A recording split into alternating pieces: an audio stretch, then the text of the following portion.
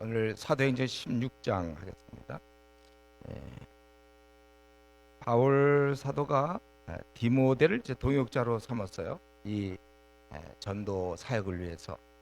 우리가 얘기하는 보통 2차 전도 사역. 근데 이 디모데는 어머니가 믿는 유대인이고 아버지가 헬라인. 이방인 사역이 아주 효과적이에요. 그가 이제 아버지가 또 헬라인이니 엄마를 통해서 신앙을 얻었고 또 아버지 헬라인을 통해서 이런 문화를 많이 알았을 겁니다. 그리고 그는 특징이 2절에 있는 것처럼 형제들에게 칭찬받는 자, 그런 자였습니다. 지금은 사람 일꾼이 많이 필요한데 또 이렇게 준비되어 있는 사람이 있었어요. 하나님께서는 이렇게 그 필요에 따라 이렇게 준비시켜 놓는 것이죠. 이런 자가 있을 줄 누가 알았겠습니까? 바울 사도도 자기가 그냥 이제 열심히 가서 막 이방 지역 가서 막 싸워야 되는데 이런 사람이 한 명 준비되어 있단 말이죠. 가정적 배경도 그렇고. 이런 면에서 이제 저와 여러분, 우리가 현재 있는 사람만 자꾸 생각하지 말고 우리가 주님이 할 때 전혀 생각지 않던 사람들, 하나님이 준비시켜 놓은 사람들, 이런 거에 대한 기대감이 있어요. 그래서 하는 것이고, 벌써 그는 티가 나죠. 준비된 일꾼은 티가 나는 거. 2절에 형제들에게, 디모데는 루스드라 이고니에 있는 형제들에게 칭찬받는 자. 이게 이제 티가 나는 거. 우리 디모데는 3장에서 얘기하는 일꾼 뽑을 때 제일 중요한 거, 책망 들을 게 없는 자. 우선 딱 그게 있어야 되는 거야 벌써. 무슨 우리 교회도 집사든 장로든 뭐 목사든 벌써 이렇게 누구한테도 벌써 이렇게 칭찬을 들어야지. 그러면 안 돼. 칭찬 듣지 않는 사람이 나서면 안 되는 거예요. 칭찬 듣는. 그리고 이제 그가 사람들이 알기 때문에 떠나기 전에 할례를 행했다. 그 지역의 유대인 때문에 바울 사도는 분명히 주님의 보혈 이외에는 이제 절대 다른 걸로는 구원이 있을 수가 없어요. 그럼에도 불구하고 또 이렇게 핵심은 아닌 거야 이게 할례를 하는 거. 근데 유대인들 때문에 오해, 괜히 불필요한 오해 필요 없으니까 이렇게 했다 이거죠. 제가 생각할 때 이때 바울 사도의 마음은 굉장히 불편했을 거예요. 그는 그동안 이전에는 할례 그러면 최고의 것으로 여겼고 구원의 필수 조건이었지만 오히려 주님을 만나고 나서는 오히려 그거야말로 자기를 가로막고 있었다는 거 알잖아요. 아주 배설물 같은 건데 그 누구보다 그러기 때문에 할례에 대해서는 아주 알레르기적 반응이 일어났을 거지만 어린 자를 위해서는 아직껏 자기가 포기하는 거예요. 이제 이런 면은 우리도 배워야 되죠. 내 다른 사람의 구원을 위해서라면 나의 도도함이라든가 나의 스타일, 내가 별로 원치 않는 거, 나 그런 분위기 싫어, 아니면 뭐 어쩌고 저쩌고 이런 걸 이제 포기할 정도가 돼야, 그 정도가 돼야 되는 거죠. 그렇게 이렇게 좋은 동역자가 뽑히고 또 신앙의 장애물인 그런 저 할례 문제나 또 4절에 보면 그들이 여러 가지 갖고 있었던 문제를 예루살렘에 있는 사도 장로들이 작정한 규례를 갖다 주고, 그러니까 그들의 신앙의 장애물이 제거되니까 5절에 있는 것처럼 교회가 믿음이 더 굳건해지고 수가 날마다 늘어났다 이렇게 돼 있죠. 복음이 제대로 전해지면 영혼이 돌아오는 것은 마땅한 겁니다. 수가 늘어난다는 것은 결국 복음의 승리를 얘기하는 거예요. 싸움에서 이겼다는 거죠. 빛과 어둠이 싸워서, 빛의 일꾼과 어둠의 일꾼이 싸워서 결국 그들을 포로로 잡아왔다 그거예요. 그래서 원래 이런 면에서 교회는 원래 양적 부흥이 있어야 합니다. 수적 부흥이 있는 것이 정상적으로. 그동안 우리 이제 한국 교회가 너무나 성장 위주로, 특별히 목회자들이 그냥 성장. 성도는 어떻게 되는지도 모르고, 그래서 그동안 너무 알레르기 증상이 있어요. 우리가 뭔가 교회를 좀 크게 해보자, 이제 이런 거 다 싫어하고 작은 것이 아름답다 뭐 이제 이런 얘기들이 교회마다 이제 돌고 있었죠. 그러나 제대로 될 때는 원래 시간적 문제는 좀 있어요. 시간적 얼마 만에 되느냐 이건 모르지만 분명히 수적인 증가가 있는 것이 정상입니다. 그래서 이 준의 교회도 마찬가지로 갈수록 숫자가 늘어나야 돼. 시간은 좀 걸릴지 모르겠지만 그거 갖고 우리 뭐라고 얘기를 하지 않지만 분명히 한 해가 지났으면 더 구원받는 사람이 늘어나야죠. 정상적으로는. 그래서 우리 사도행전 지금까지 쭉 살펴봤는데 2장에서도 주께서 구원받는 사람을 날마다 더하게 하십니다. 이렇게 기록해 놓고 있고 4장에서도 5천 명이나 되었다. 그 수를 기록해 놓고 있는 거예요. 또 5장 14절에 보면 큰 무리가 주님께 돌아왔다. 또 6장에 보면 더 많아졌다. 9장 31절에 보면 수가 더 많아지니라. 또 9장 11장 같은 데 보면 수많은 사람이 믿고 돌아왔다. 계속해서 이걸 기록해 놓고 있는 거죠. 그렇기 때문에 우리 주은혜 교회 계속해서 원래 늘어나야 되는 거예요. 이게 정상이지. 우리는 뭐 그래서 제가 좀 약간 한국 교회에 대해서 좀 안타까워하게 생각하는 건 뭐냐면 너무나 교회들이 그대로 정체되어 있고 요즘 줄어들지만 않으면 선방했다고 그러잖아요. 이런 말이 어디 있어요? 성령님이 살아계시면 기도 안 하시나? 그런 법은 있을 수 없어요. 원래 부응하는 것이 맞습니다. 시간이 갈수록 많은 영혼들이 돌아와야 되고 돌아와야 돼. 그러고 나서 그는 이제 환상 보고 성령의 아시아에서 말씀을 전하지 못하겠지만 그들이 부르기와 갈라디아 땅으로 다녀가 무시아피로 비두니아로 가고자 했을 때 예수의 허락하지 않는지라. 무시아를 지나 드로아에 내려갔는데 밤에 환상이 바울에게 보이니 마게도냐 사람이 와서 우리를 도우라. 그래서 이것이 우리를 부르신 줄로 우리가 인정하였다. 그래서 이제 11절에 우리가 드로아에서 배로 떠나 사모드라게 직행하여 이튿날 네아폴리로 가고 거기서 빌립보에 이르니 이는 마게도냐 지방의 첫 성이다. 그래서 우리가 좀 이걸 우리가 쭉 얘기하니까 이거를 좀 알지만 그래도 확실치 않은 사람이 있어서 한번 잠깐 거기 지도를 좀 보도록 하겠습니다.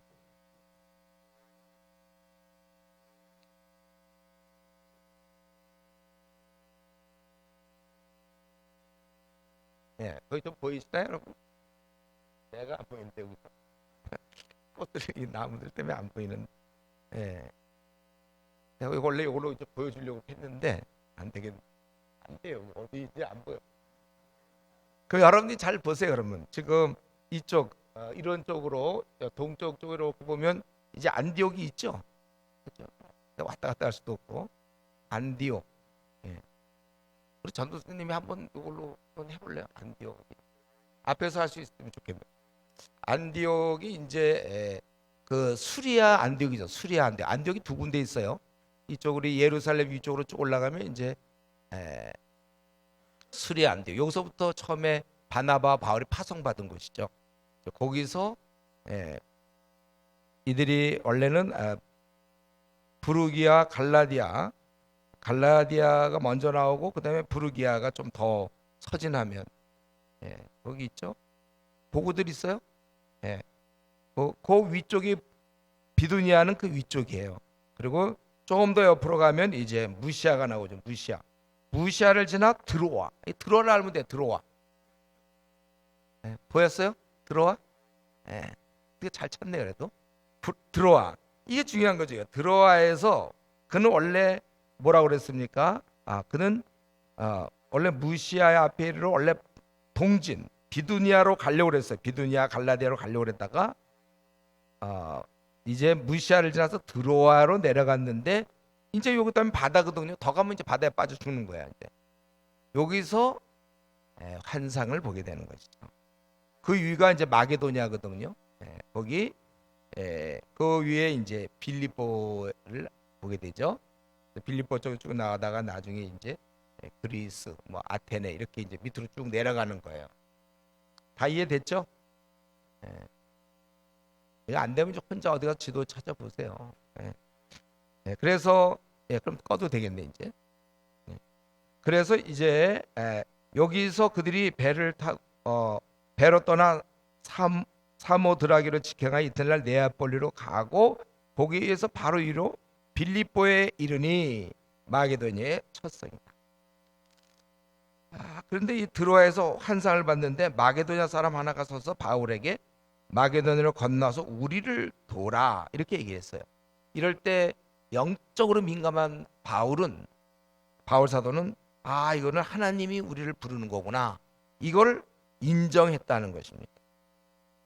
그래서 우리가 결국 이거 왜 하나님께서 바울을 마게도냐로 보내셨다는 건 하나님께서는 이 복음이 온 세상에 퍼져서 수많은 사람이 구원받기 원한다는 겁니다.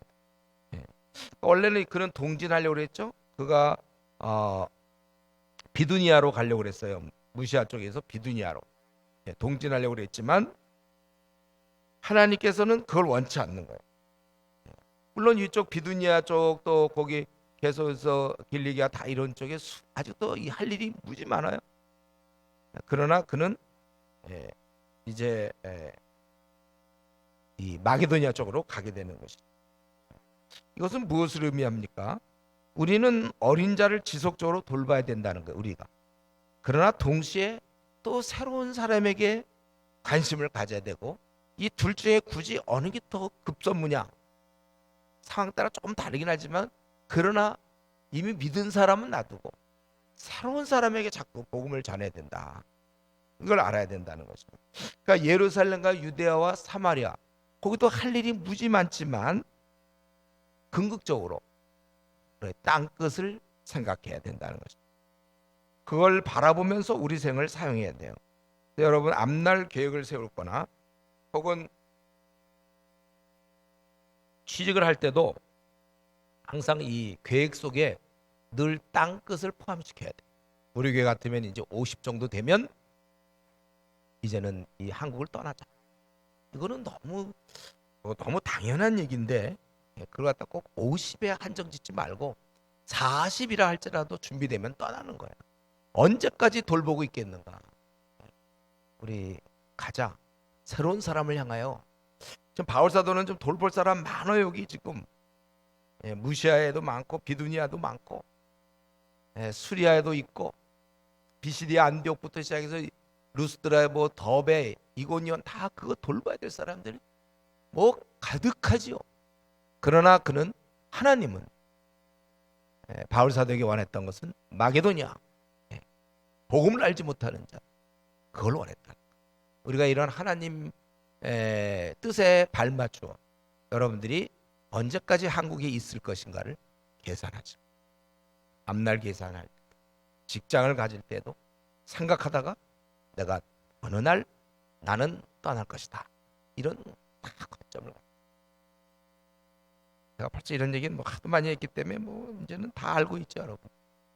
운명적이죠, 이거는 이제 거의. 우리 교회로 온 이상은 운명적으로 내가 40이 됐든 45가 됐든 50이 됐든 떠난다. 이런 마음을 이제는 그 당시에는 환상을 봤지만 우리는 성경을 통하여 주님의 뜻을 이미 알고 있어요. 가서 모든 족속을 제자 삼으라.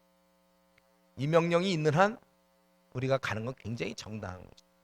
그건 하나님이 원하신 우리가 뭘 계획하더라도 항상 땅 끝을 머리에 두고 머릿속에 두고 염두에 두고 앞날을 계산하시는 항상 우리만 돌본다. 이 주내 교회만 돌본다. 이제 목회장 할 일이 여러분은 이제 그런 것에 대해서 주저하시면 안 되고 기회를 기다리고 주어질 때 떠나는.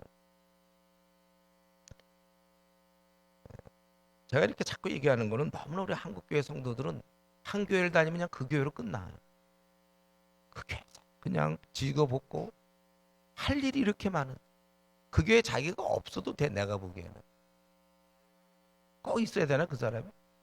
없어도 되는데 그 안에서 사실 우리는 먹고 살기도 힘든 현실입니다. 그러나 왜 내가 먹고 살아야 되는지 분명한 이유를 갖고 있어요. 내 삶은 어떠한가 지금? 그저 내 자신, 나와 내 가족이 먹고 사는가? 아니면 사명 따라 사는가? 이걸 좀 우리가 분명하게 정해야 되는 거죠. 자, 그래서 이제 빌립보로 갔고 거기서 마지막 40절까지 우리 바울 사도가 전도, 복음 전도를 합니다. 여기에 이제 대표적인 인물은 세 인물이에요. 루디아, 그 다음에 귀신 들린 여종, 그리고 간수. 여기 이제 우리 빌립보에서 벌어진 일이죠. 빌립보는 가만 보니까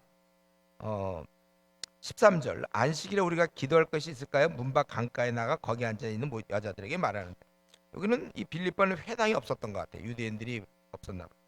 그래서 며칠을 보내다가 그리고 이제 기도하려고 가던 중에 여자들이 모여 있는 걸 봤겠죠. 그래서 거기서 복음을 전한 것입니다.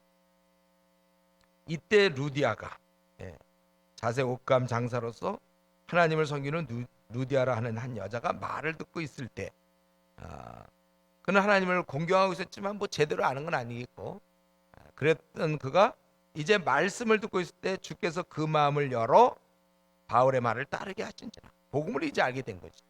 그래서 그와 그 집이 다 세례를 받았는데, 이때 이 루디아가 했던 말, 세례를 받고 나서 했던 것, 만일 나를 주 믿는 자로 알거든 내 집에 들어와 유하라. 이렇게 세게 얘기하는 사람이 어디 있어요?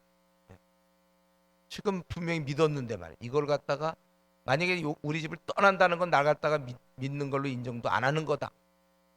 이럴 때 어떻게 떠날 수 있겠어요? 강권. 그래서 여기 나와 있잖아요. 강권이라고. 예. 그만큼 이 여인은 절실했던 거예요. 이 사람을 그냥 보낼 수가 없어.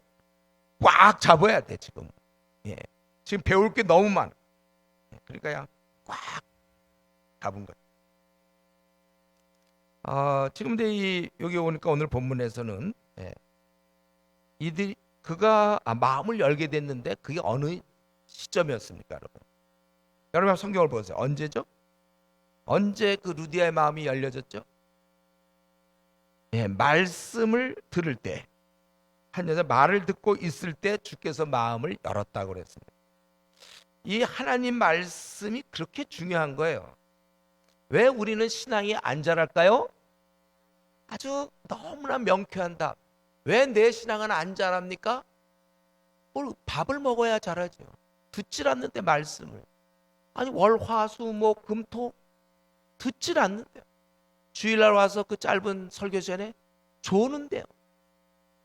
뭐가 있습니까? 어떻게 내가 이거 말씀을 안 듣고 어떻게 하나님이 역사합니까? 하나님은 진공 상태에서 역사하지 않는다고 그랬죠. 말씀을 매개로 우리를 바꾸는 거예요. 저와 여러분이 왜 이렇게 안 바뀝니까? 답은 성경을 보지 않으니까, 연구하지 않으니까. 왜 나는 아직도 도도하지요? 왜 아직도 나는 내 자신을 십자가에 못 박지 못했죠? 어째서 나는 아직도 욕심이 있고, 나는 어째서 분노 조절 장애가 있습니까? 하나님이 역사할 기회를 스스로 봉쇄해 버리니까. 뭐 말씀을 봐야죠. 그러니까 1년 전 신앙, 2년 전 신앙, 3년 전 신앙 그대로 왜 유지하는가? 본인이 변화받을 수 있는 말씀을 받아들이지 않으니 항상 영양실조에 걸려 있는 것이죠. 끝까지 영양실조에 걸려 있는 거예요. 이렇게 간단하고 명확한 걸 제가 깨닫지 못해서 20년을 헤맨 거 아닙니까? 20년 교회만 다니고. 말씀 안에서 자라가라. 네. 지금도 자기 생활이 별로 기쁘지 않은 사람들, 힘이 없는 사람들, 의욕이 없는 사람들, 그 다 보세요. 결국 보면 말씀이 그를 뒷받쳐주지 않으니. 왜 걔는 그렇게 공부를 못하냐? 공부를 안 하니까. 네. 목 아파 진짜 이런 얘기 자꾸 하려면. 왜 걔는 그렇게 공부를 못하죠? 안 하니까. 네. 간단해요. 지금도 마찬가지예요. 우리가 말씀을 통할 때 하나님이 역사하는. 그래서 여러분 그거 몰라요?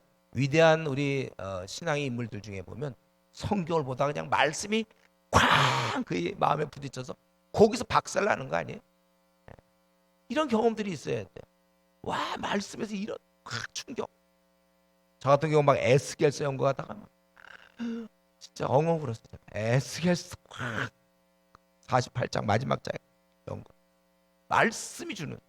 그래서 우리가 이걸 매주 사실 한 장씩 하기 때문에 이때 PBS 제대로만 나누면 삶이 바뀔 수 있는데, 그냥 PBS를 그냥 늘 해오던데 숙제로 해갖고 한두 시간 집에서 이렇게 해갖고 와갖고 나는 이런 게 부족해 늘 똑같아. 네. 바뀔 수가 없죠. 도저히 안 바뀝니다. 그냥 PBS 지루하고 그러니까 이제 간식들 사갖고 그냥 간식 먹으면서 이제 시작 전에 뭐 옛날에 그랬는데 우리 어떤 분은 어떤 조는 모여갖고 뭐 재테크 얘기 먼저 한 30분 막 1시간씩 재테크 얘기했다. 내가 그거 듣고 졸도할 뻔했는데 아니 지금 성경 공부할 1시간 반, 2시간이 부족한데 뭐 그 시간에 뭐 이런 얘기 저런 얘기. 성경은 펴놨지만 전혀 우리가 분명히 말씀에 의해서 사람이 바뀌는 것이고, 그건 우리 에베소서도 많이 했죠. 에베소서 4장 19절 20절 그렇죠? 우리가 하나님 예수님의 교훈을 우리는 주님을 이처럼 배우지 않았기 때문에 우리가 바뀐 것입니다. 교훈을 받았기 때문에. 그렇기 때문에 우리는 여기서 분명히 두 가지 면이 있는 걸 알 수 있어요. 여기서 우리가 이제 세상을 나가서도 마찬가지입니다. 불신자에게는 이 말씀을 듣는 것처럼 복된 게 없어, 이 땅에서.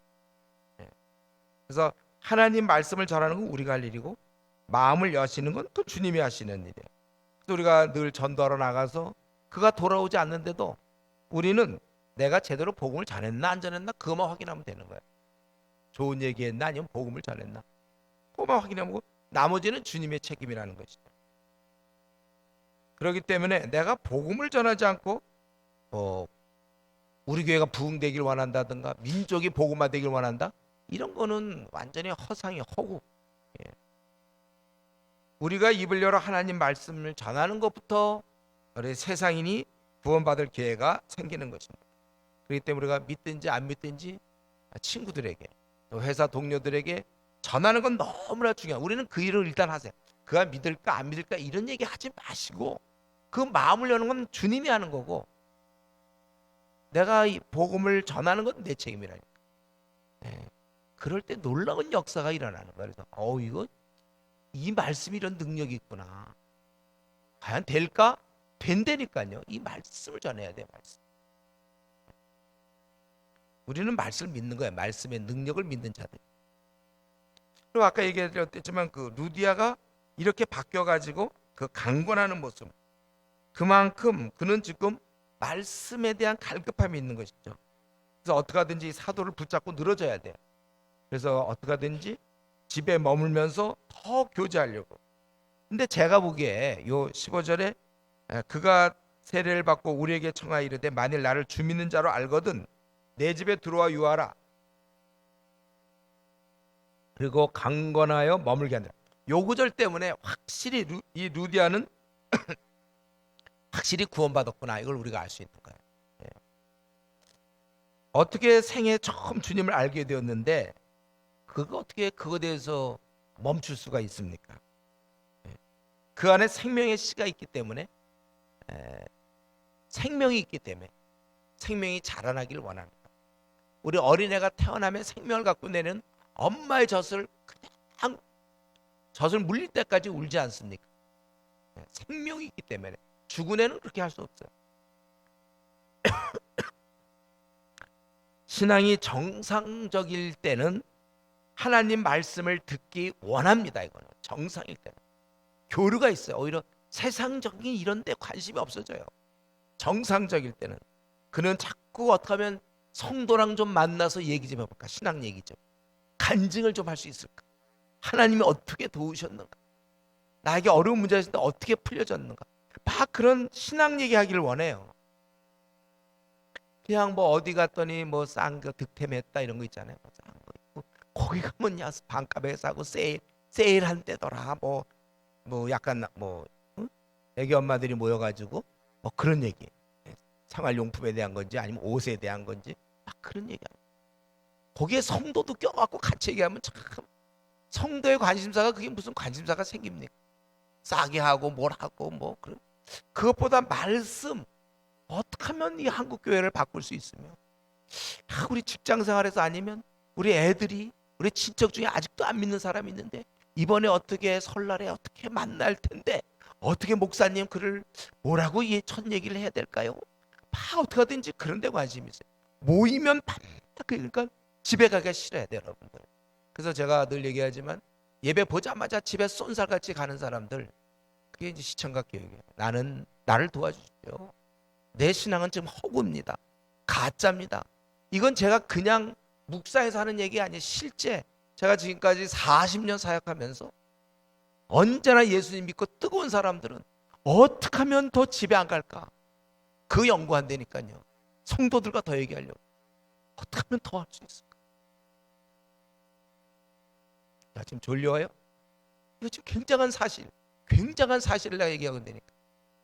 제가 특별히 처음 사역할 때를 정말 잊지 못하는데, 그때 우리 처음 갖고 막 불신달 전도해서 그리스도인이 막 됐는데, 와, 집에들 안 가. 그냥 날 붙잡고 늘어져. 나도 붙잡고 자기들도 서로 붙잡고 얘기하려고, 신앙 얘기하려고, 집에 핍박과 이런 거 막 얘기하면서, 그리고 막 하나님이 인도를 어떻게 받는가 막 물어보고, 막 성령의 은사, 기도했는데 왜 응답이 안 되느냐, 고난의 문제는 어떻게 됩니까, 막 물어봐요. 앞날 문제. 집에 안 가요. 만나면 너무나 행복해. 막 울어. 네.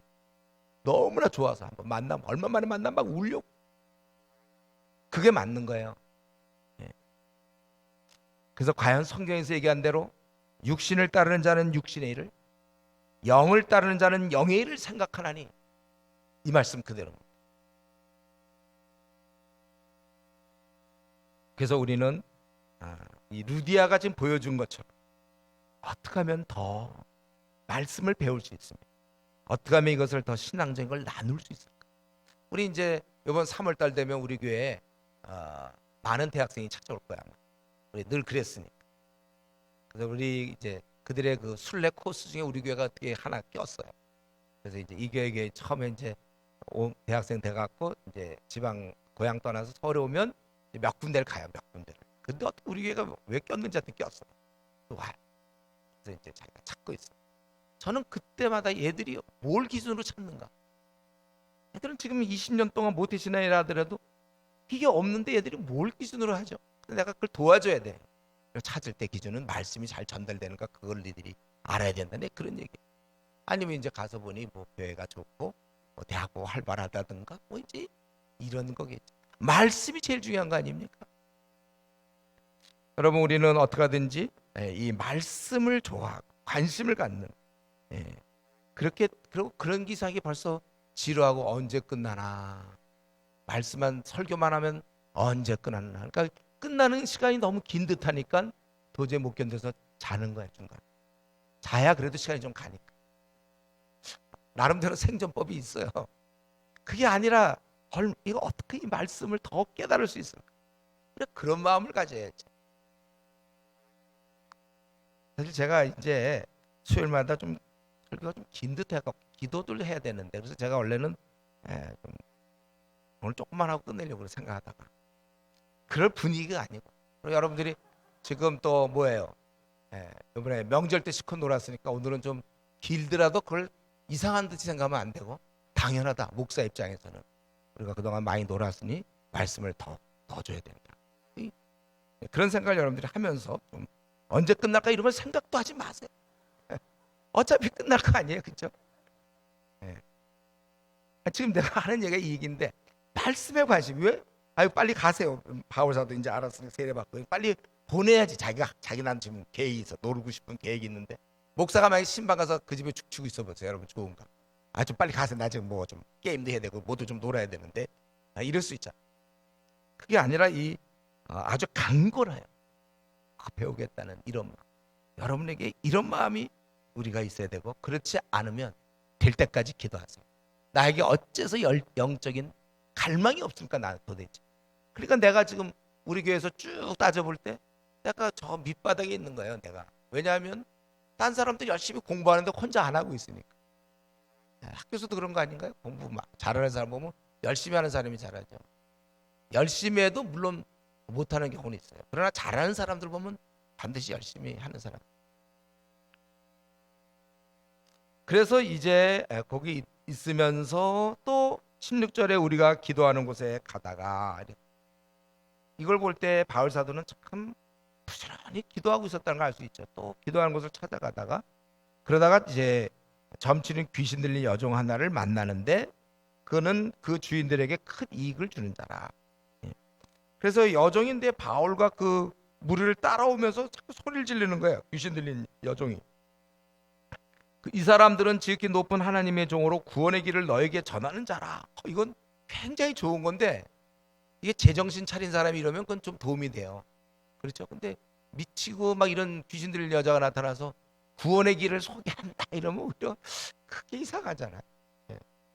그래서 이같이 여러 날을 하는지라 바울이 심히 괴로워하여 돌이켜 이거 이상해 이걸 그냥 제가 바울이면 바로 그냥 귀신 쫓아낼 것 같은데 왜 이걸 견디고 있었는지 모르겠어요. 여러 날을 우리 구원의 길을 주는 사람들이 다 막 희화시키는, 어떻게 보면 바울이 그냥 복된 복음을 전해야 되는데 이 귀신 들린 미친 여자가 자꾸 이러고 있으면 이게 권위가 떨어질 거잖아요.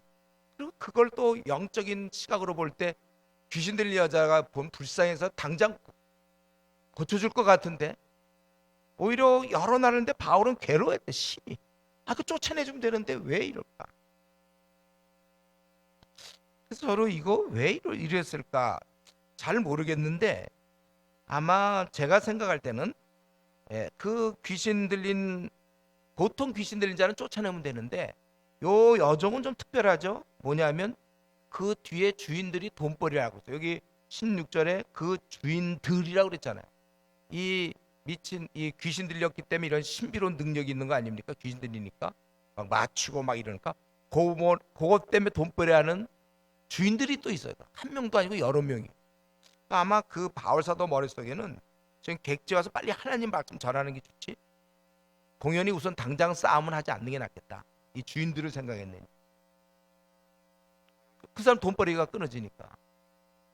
그래서 아마 충분히 복음을 소개한 뒤에 적당한 때 이제 귀신을 쫓아내려고 했는지 몰라요. 제 생각엔 그래요. 안 쫓지는 않았을 거예요. 분명히 쫓아낼 건데.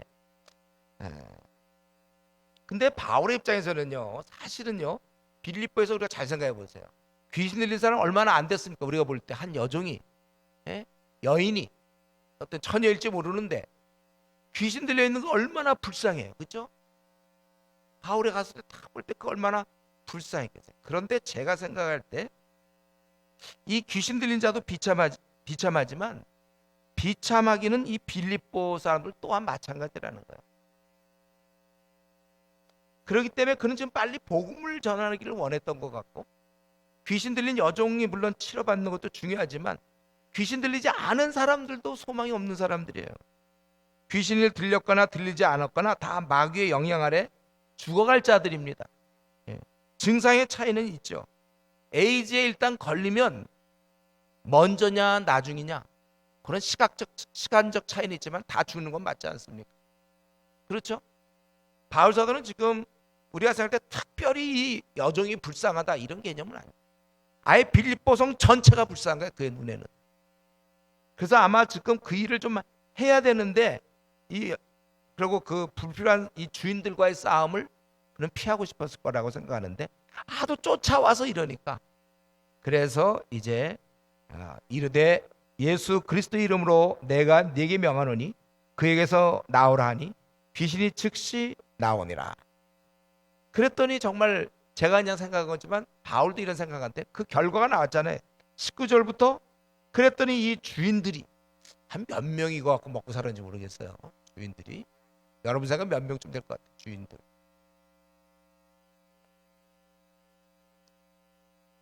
이런 건 몰라도 되는 거죠.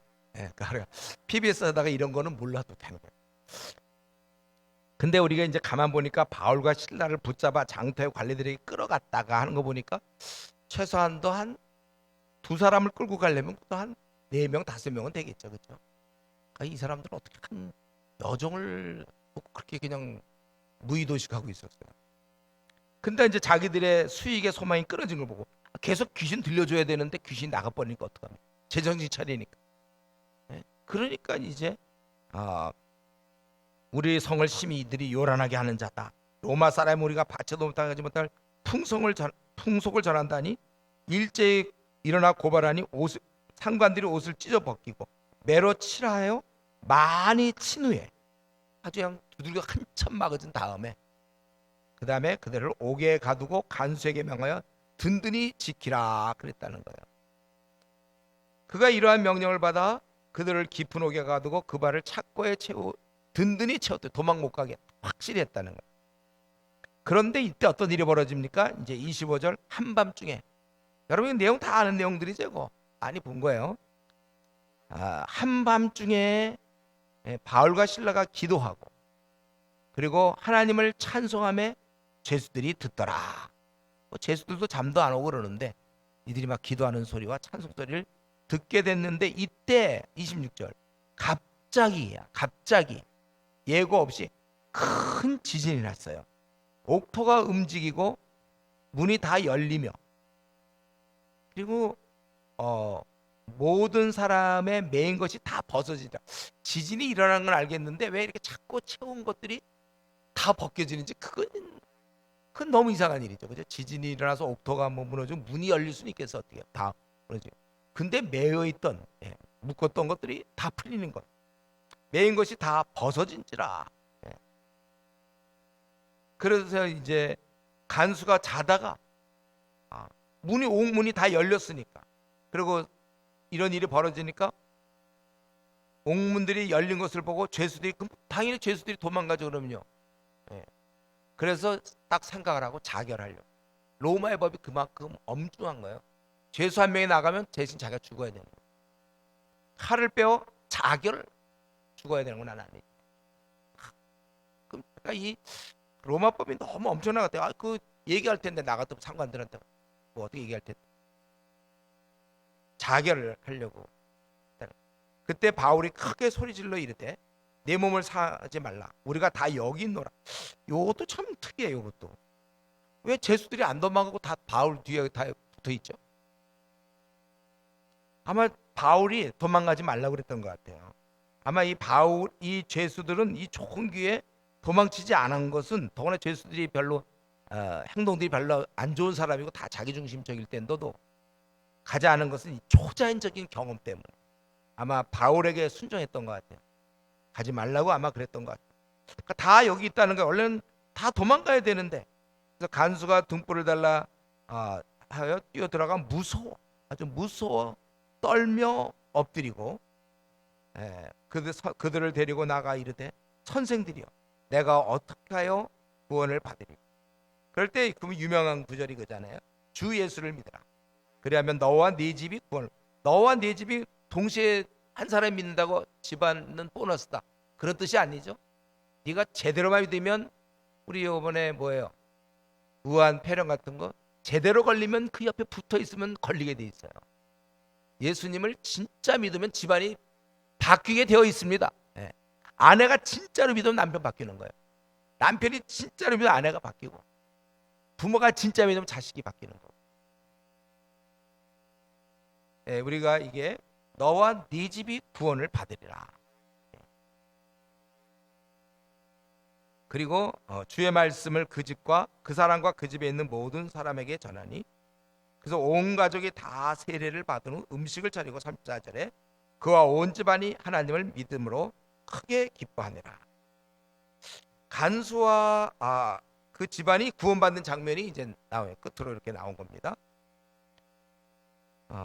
근데 그때 이제 어떻게 됐어요? 그는 바울 사도에게 물어본 거죠. 선생들이요, 내가 어떻게 해야 구원을 받으리까? 여러분 이 질문이 이상하지 않아요? 당연합니까, 여러분 이 질문이? 내가 보니까 이게 참 성경을 보다 보면 지금 이런 질문이 나올 타이밍이 아니라고 보여지는데 지금 사실 이 죄수들이 도망가니까 자기가 죽을 정도의 아주 그 엄격한 그런 데서 자기가 좀 그래서도 자결까지 하려고 그랬잖아요. 그렇다면 좀 다 여기 있다면 우선 먼저 이들을 다시 죄수들을 잡아 넣든지 해야 돼. 법이 워낙 엄해서 자결할 정도라면. 근데 그의 입에서 자, 이 죄수들을 잘 설득해서 좀 넣어주세요. 감옥에. 순순히 들어가기에 너무 예를 들면 죄수가 뭐 30명이든지 뭐면 이거 좀 넣어주세요. 뭐 들어가도록 어떻게 했을 것 같은데 이때 그 입에서 나온 얘기는 죄수들 감옥에 들어가는 문제도 아니요. 또 바울 사도나 이런 사람이 당신들 들어가시오. 이런 죄수들 이런 자들이 다시 감옥에 들어가는 문제가 아니라 본인이 천국에 들어가는 문제라는 거예요. 아니면 거기 우선 죄수들을 안심시켜 놓고 참 잠깐 남아달라 뭐 이런 거 하는 게 아니고 제가 보기에 이 점이 간수가 지금까지 살아오면서 가장 잘한 질문이었고 가장 그가 대처를 잘한 거예요. 이때 대처는 얼핏 보면 죄수들을 막 어떻게든지 야야 들어가 막 다시 이럴 것 같지 않아요? 그러나 그가 지금까지 행했던 가장 일생을 두고 후회 없는 가장 빛나는, 아주 그냥 빛나는 타이밍, 이때 그가 어떻게 해야 내가 구원을 받으리까? 제가 아주 이거 보면서 야, 빛나.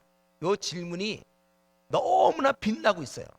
더구나 지금 죄수들이 저기 있고 막 한 명도 날 가면 어떻게 될지 모르는 그런 상황, 조금 전에 자결까지 하려던 상황 속에서 어떻게 하면 내가 천국에 들어갈 수 있겠다.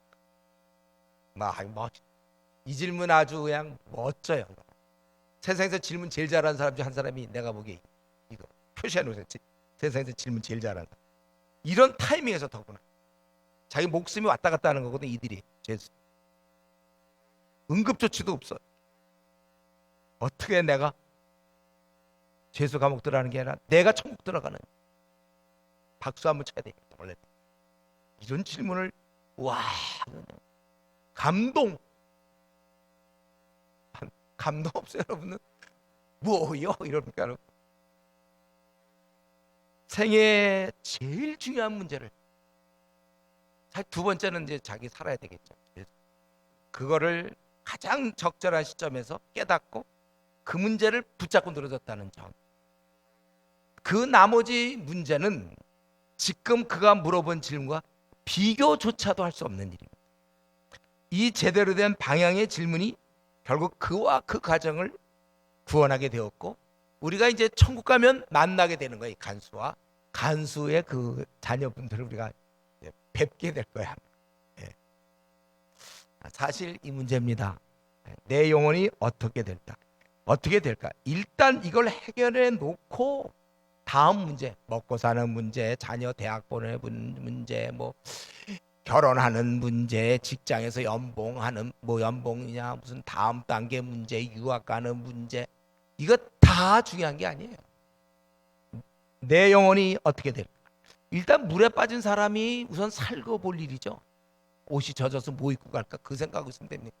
물에 빠진 사람 일단 살아야 되는 거예요.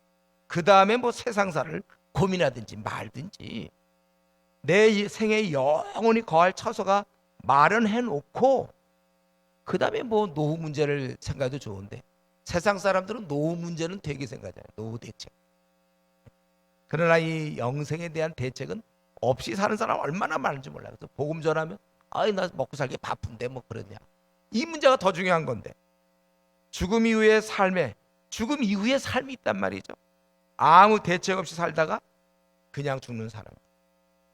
어떤 사람 돈 많이 모아놓고서 죽는 사람들, 집 하나 장만해놓고 죽는 사람들, 학위 같은 거 하나 취득해놓고 죽는 사람들.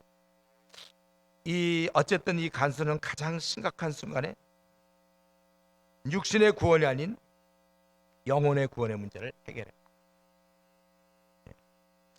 이런 면에서 사실 저와 여러분, 보통 수협에 나올 정도면 뭐 신앙들이 많이 이렇게 있다고 보여지기도 하지만, 이 면에서 우리는 분명해야 됩니다. 다른 문제는 꽤 합리적으로 이성적으로 대응하다가도 갑자기 죽음의 문제에 대해서는 모호하게 적당히 처리하는 사람들이 많이 있다는 거예요. 여러분, 영생의 문제를 미해결로 남겨둬서는 안 돼요.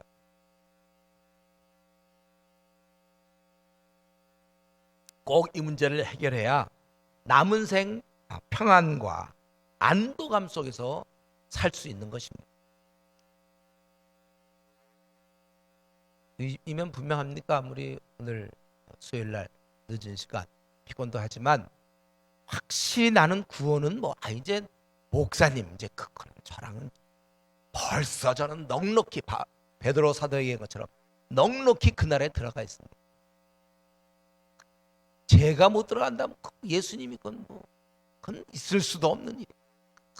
확실해 여러분들? 또 혹시 누가 구원 문제 건드리면 구원 받았나 한번 확실치 않다. 이건 곤란해요. 확실한 구원. 이거 분명히 이 문제 해결돼야 그 다음에 무슨 먹고 사는 문제요, 그 다음에 무슨 결혼 문제요, 그 다음에 자녀 문제 이런 게 있는 거죠. 절대로 여러분 이거는 모호하면 안 돼요. 애매하면 안 됩니다. 그건 받은 것 같기도 하고 안 받은 것 같기도 하고. 그런 일을 우리 성도들 가운데 그런 사람이 있어서는 절대로 안 됩니다. 그리고 우리 여기 뭐예요? 분명히 이 구원은 뭐예요? 34절에 그와 온 집안이 하나님을 믿음으로 크게 기뻐했다. 분명히 우리 구원이 점진적으로 되는 것이 아니라 한 번에 끝나는 거예요. 근데 이제 좀 더 나가기 전에 한번 바울과 그 신라의 그 감옥에서의 태도를 조금 살펴보고 싶은데, 사실 바울은 이 귀신을 쫓아내면서부터 고난당하기 시작했어요. 여종의 주인들이 관리들에게 끌고 갔고 모함을 받고 옷이 찢겼고, 이런 일을 한번 다 해본 적이 있는지 모르겠어요, 여러분들. 증오에 찬 사람들 하고 내 옷을 막 찢으면서 욕은 당연히 했겠죠. 그냥 증오의 눈빛을 가지고 욕하면서 찢고, 그리고 두들겨 패고 매로 치고, 그러고 나서 감옥에 들어가고 그냥 얌전히 있는 거 아니라 착고에 차여 있는, 매이는 그런. 요거 한번 여러분, 바울은 이런 일을 했구나, 그때 찬양 기도해가지고 옥토가 열리고 뭐 이런 일이 벌어졌구나. 여러분 그렇게만 보지 말고 이런 일을 당할 때, 지금 쭉 당하는 중이잖아요. 그래서 결국 감옥에 들어가서 착고에 차이는 매 두들겨 맞고서 갔을 때, 그도 인간인데 말이죠, 이런 생각하지 않았을까요? 내가 기껏 내가 절로 비두니아 쪽으로 가려고 막 그러는데 하나님이 굳이 막으시더니 나를 환상을 가지고 이곳까지 하나님이 이끌어 오셨는데, 그 결과가 기껏 매 맞고 감옥에 들어가라고 이곳에 보냈는가? 귀신을 쫓아내는 일을 했고 내가 복음을 전했지만 이게 뭐냐 이거예요. 근데 그는 오히려 최악의 조건에서 기도와 찬양을 했다는 것이죠. 우리 이걸 무심코 넘어가기 쉬워요. 바울은 이렇게 두들겨 맞아도 감옥에서 찬양했다. 근데 생각해보세요. 자기가 나름대로 주님을 열심히 섬겼어요. 예를 들면, 그렇죠? 그건 열심히 섬긴 거잖아요. 자기가 이 얼마든지 동진하고 그 닦아놓은 터에 찾아가서 어린 자를 돌볼 수 있는데, 그걸 포기하고 환상 중에 마게도니안이 부르는 걸 보고, 이건 주님이 사실 하나님이 부른 거잖아요. 그래서 기껏 왔는데, 와서 낯선 땅에서 사람들이 몰려 들어와서 옷을 찢고 막 이럴 때, 이런 낯선 곳에 가서 또 이 공포스럽지 않고 매 맞고 감옥에 들어오고 최악의 조건에서 찬양과 기도를 한다.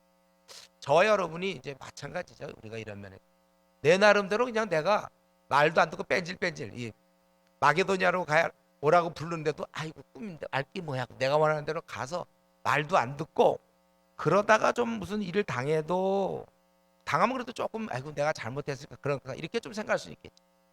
아주 이렇게 순종하고 주님의 뜻을 위해서 열심을 냈는데 결과가 내가 생각하는 거 다를 때, 그런 적 없습니까 여러분? 내가 주님을 위해서 나름대로 이게 따랐는데 결과는 전혀. 그래서 우리가 보통 선을 행하다 그러다가 낙심을 하게 되잖아요. 제가 이전에 했잖아요. 전도하다가 상대들한테 많이 당하고 나서는 다시는 전도 안 하겠다. 낙심했다고 여러분 다 들었죠 그거? 그런데 이런 최악의 조건에서 바울과 신라가 보여준 행동이 무엇인가? 낙심되는 상황에서 기도와 찬양, 그걸 속으로 이게 아니죠. 죄수들이 듣더라. 아니 뭐 그렇게 두드려 맞고 그래, 죄수들도 생각할 때 뭐 그래 니들이 인도하는 거 하나님은 그래 잘도 인도해서 그래 두들겨 맞고 지금 뭐 감옥에 들어간대요. 착고에 차는데 뭘 또 찬양이냐, 뭐 그럴 수도 있겠죠. 이건 뭡니까? 이미 바울과 신라는 이 땅에서 벌어지는 좀 한심하고 답답한 상황에 대해서 영향을 받지 않는다. 상황을 벗어나. 힘들어도 속상하고 답답한 일을 만나도, 더구나 주님 때문에, 주님의 일을 하다가, 사실 우리 목회자들이 좀 많이 들어야 되는데, 어쨌든 여러분들도 나름대로 일하는 사람들, 그런 현실에 함몰되거나 낙심하거나 비관하지 않고 하늘나라 백성답게 찬양과 기도로 살아간다. 남들이 볼 때 미쳤다고 그럴 거예요. 그렇게 두들겨 맞고서 뭘 찬양을 해. 하나님이 그래 계시면 그렇게 두들겨 맞게 하냐? 그러나 찬양. 저는 이제 우리 신앙도 이렇게 벌써 3년 교회 다녔죠. 벌써 이제 한 5년 이상 다녔습니다. 빨리 이런 단계에 들어가. 자, 이럴 때 늘 쓰는 예가 뭐가 있어요? 이제 여러분들이 이런 예도 외웠으면 좋겠어요. 이럴 때 제가 무슨 예를 많이 쓰죠? 알아도 지금 대답하기 약간 어렵죠? 예배 시간에. 설교 시간에 막 이런 거 대답하는 게 어렵죠. 제가 이때 늘 예를 쓰는 게 뭐라고 그랬어요? 풀장 1m 30, 키가 1m 이미 50 된 사람은 이제 벌써 빠져 죽을 1m 30이니 위험합니다. 이런 건 그건 이제 키가 1m 25, 20들한테는 그렇죠. 35도 그렇지. 그러나 이제 1m 50, 아무리 빠져 죽을래도 힘들걸요. 그거는 자기 혼자 막 쇼를 하고 그래도 그건 안 죽을걸요. 1m부터 1m 30이라고 합시다. 제일 깊은 데 가도 자기 아무렇지 않아. 겁나는 게 없는. 우리가 이제 신앙적으로 말이죠. 내가 주님을 위해서 일하다가 낙심은 이제는 없어야 돼요. 어떻게 낙심 앞으로 하겠습니까? 아니면 낙심을 하지 않겠습니까? 대답해 보세요, 여러분. 중요한 질문이에요. 앞으로 주님의 나름대로 열심히 기도하고 했는데 뜻대로 되지 않았다. 결혼 문제든 직장 문제도 하여튼. 그러면 낙심하겠습니까? 아니면 낙심을 하지 않겠습니까? 근데 낙심 안 할 재간이 있나? 낙심이 되는데. 그래서 말씀 기도 생활이 우리를 뒷받쳐주지 않으면, 다른 말로 성령 충만하지 않으면 안 된다는 거지. 그러니까 바울 사도가 이게 제정신이 아니에요. 성령 충만할 때 이루어지는 거죠. 우리도 이런 성령 충만하고 이런 점을 배워야 됩니다. 우리도 이 땅에서 절대로 낙심이나 비관이나 불평, 우리 알고 오히려 이 땅에서 찬양과 기도. 여러분 직장생활 많이 힘들고 어렵다 하더라도 찬양과 기도요. 하필 어떻게 그런 상관을 만났어? 그런 부하 직원을 만났어? 찬양과 기도. 나를 연단시키는 중이고. 그런 집안, 하필 나는 이런 부모를 만났어? 또 이런 자녀를 만났어? 우리는 찬양합니다. 찬양과 기도를 통해서 이런 상황이 변합니다. 그리고 이제 끝으로 마무리, 우리 35절부터 오늘 빌립보 얘기 아예 다 하는 거예요. 40절까지 거기 보니까 나리샘의 상관들이 부하를 보내 이 사람들을 놓으라 하니 간수가 그 말대로 바울에게 말하되 상관들이 사람 보내어 너희를 놓으라 하였으니 이제는 나가서 평안히 가라. 제가 볼 때 간수를 도와주는 거야 이게요. 지금 간수의 입장은요, 바울 사도를 통해서 지금 구원을 받았는데 계속 감옥에 가둬놓을 수가 없어요. 그렇다고 자기가 놓았다간 자기가 죽는 거예요. 아주 애매한데 참 고맙게도 상관들이 날이 새매, 아마 오후도 아니고 바로 그 다음날 아침 일찍 사람을 놓으라. 그러니까 이게 얼마나 좋습니까? 저는 요 면을 주목하는 거예요. 도우시는 하나님. 어떻게 내 힘으로 안 될 때, 우리 아브라함이 거짓말해가지고 자기 아내를 뺏기고 온갖 짐승들 선물로 받았을 때 자기 힘으로 언제는 자기 누이라고 속였으니까 자기 아내를 할 말도 없어.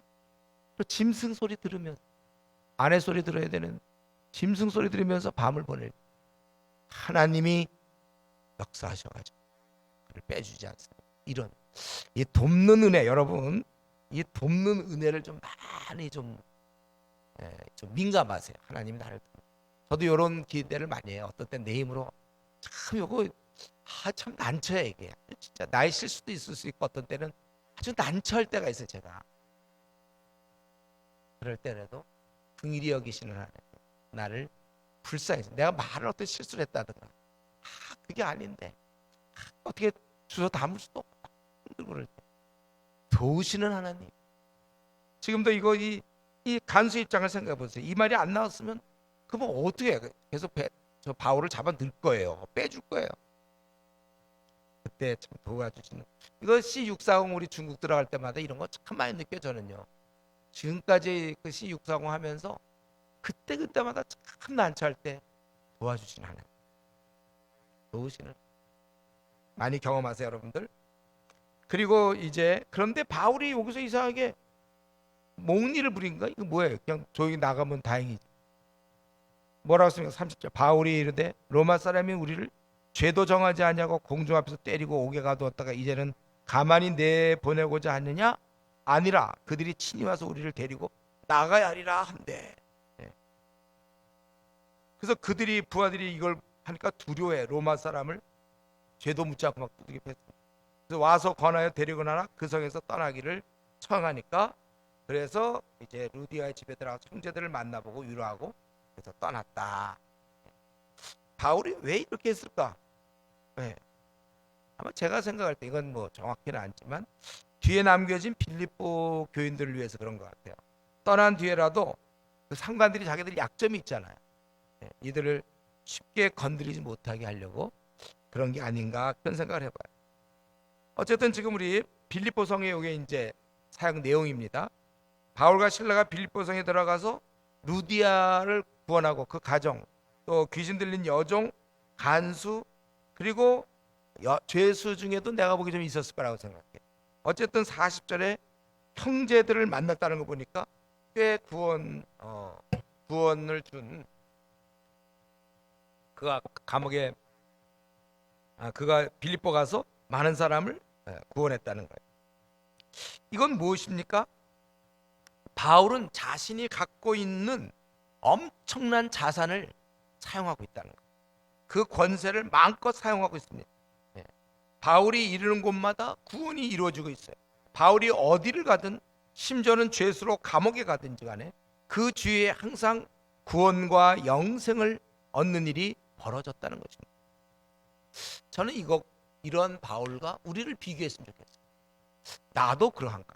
내가 학교를 가면 우리 과 친구들이 변화를 받고, 내가 직장에 가면 직장들이 바뀌고, 내가 이 동네 가면 동네 아줌마들이 바뀌고, 내가 유학을 가면 그곳에서 또 사람들이 바뀌고, 어느 모임에 가면 그 사람들이 또 바뀌고, 가는 곳곳마다 바울은 가는 곳곳마다 사람들이 바뀌고 영생을 얻는 구원의 얘기가 계속 이루어지고 있지 않습니까?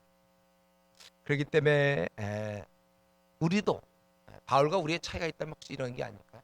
우리도 앞으로 남은 생 내가 무슨 일을 하든지 내가 있는 곳곳마다 직장이든 학교든 어디든 주위 사람들의 구원과 영생이 이루어지는 그런 삶을 살 것을 우리가 소망, 우리가 결심해야 합니다. 그 한번 우리도 이 살릴 수 있는 권세, 그걸 한번 바울 사도만큼 많이 써먹은 사람이 있을까요? 좋아요. 바울이 100이라면 우리도 한 90 정도 써먹어야 되지 않겠어요? 우리가 의사들은 우리 동네 여기 가보면요, 그분은 80도 더 된 것 같은데, 그분 뭐 진단하면 그냥 이제 컴퓨터로 이게 답변을 하는데 그냥 독수리 타법을 이용하여 한번 상담하면 그거 치는 기자 나가려고 80도 더 된 것 같아요. 한 번 배운 의술을 그렇게 많이 써먹어도 되나? 진짜 많이 써먹는데. 그래도 그분 또 약 먹으면 잘 나요, 이 사람. 한 번 배운 의술을 이왕 배웠으면 그렇게 써먹어야지. 많이 써먹어야지. 그걸 30 뭐 몇 살까지 배워갖고 그 다음에 35세까지 써먹고 죽고 그만두면 너무 억울할 거 아닙니까? 한 번 배운 의술. 우리가 사람을 살 수 있는 의술이죠. 우리도 사람을 살릴 수 있는 능력, 그 기술, 그 권세, 우리가 이런 문제에 좀 사용해야 되겠어. 자꾸 이런 거 사용할 생각을 안 하고 자기 문제에 들어가고 자기 성격 문제, 자기 그저 앞날 문제, 늘 자기 문제만 머물러 있고, 아니면 나와 내 가족 앞날, 아니면 자기가 좀 하나님께 뭐 꿈에 좀 천사 좀 볼 수 없을까? 개인적 체험 이런 건 너무 좋아하지 말고 이거 자꾸 놔두고 한 번 배운 이 사람 살리는 권세, 우리 전도팀들 이제 다 배웠죠. 이제 사람 어떻게 살릴 수 있는지 6개월 이상 전도팀 가면 배웠을 거다. 이거 이제 우리 평생 넘어가야 돼. 지금 우리 도움이 필요한 환자가 우리나라만 해도 4천만 명이 기다리고 있습니다. 4천만 명. 그리고 다른 성도들도 다 전도한다면 우리나라 660만 명이 전도한다면 그저 우리가 한 뭐 서너 명만 해도 되겠죠, 만약에. 근데 660만 명 중에 전도하는 사람은 극히 소수란 말이죠. 그래서 우리나라만 해도 4천만 명이 주님을 모르고 있다. 이거 결국 뭐예요? 하루에 한 1000명가량, 1000명에서 1300명 죽음, 복음을 듣지 못하고 죽어간다. 4천만 명. 우리가 이 갖고 있는 의술을 언제 써먹어요? 의사들은 매일 써먹던데 보니까, 그 병원 가보니까 매일 환자 써먹고. 우리는 언제 한 번씩 칼을 들어서 이게 토요일마다 한 번씩 하나? 더 자주 해야죠. 직장에서, 또 학교에서, 또 가정에서, 주부들 또 만나서 주 예수를 믿어라. 그리하면 너와 네 집이 구원을 얻으리라. 정말 우리는 이런 말을 생애 얼마나 써먹고 죽을까.